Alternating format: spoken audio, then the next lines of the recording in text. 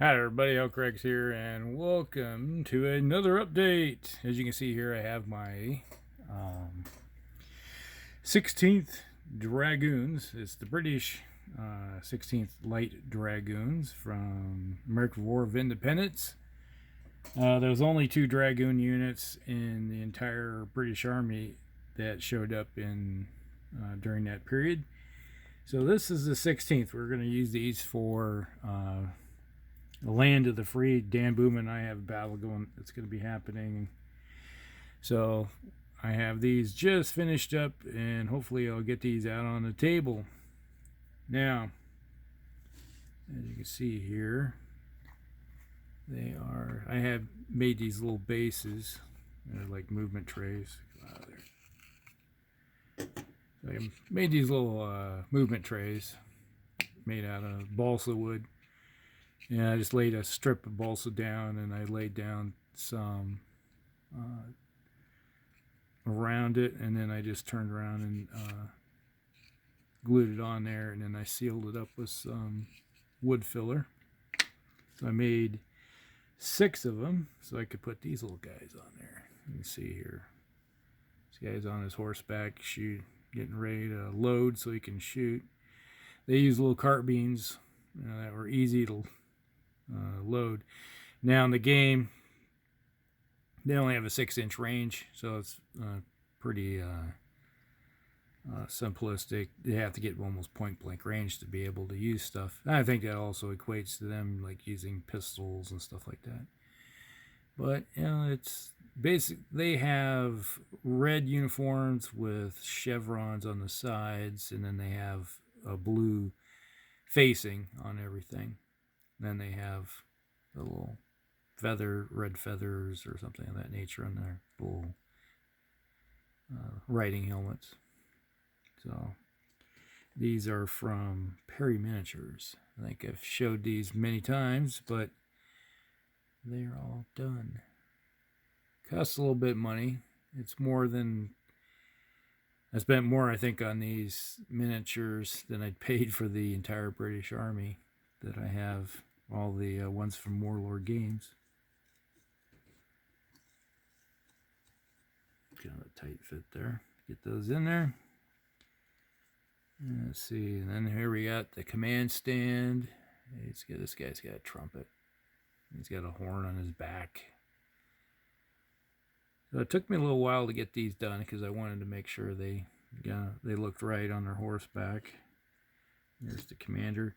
You can't be a commander unless you're pointing or waving them forward. Forward, boys! So there you go. Now I have almost 2 identical style units. The only really difference was I think I showed all the, no, I haven't showed this one. This guy's loading. He's about ready to prime. Looks like he's getting something. He's about tearing the paper or something so he can prime the frizzen pan on it. So I basically have, here's one. This guy's also part of the command stand. This is my leader of I have 2 elements in the game. So we have 1 element, 2nd element. And this will be my commander of my 2nd element for the game. So basically, 3 little sections will make my medium-sized cavalry unit. So this is 1 unit, and this is a 2nd unit.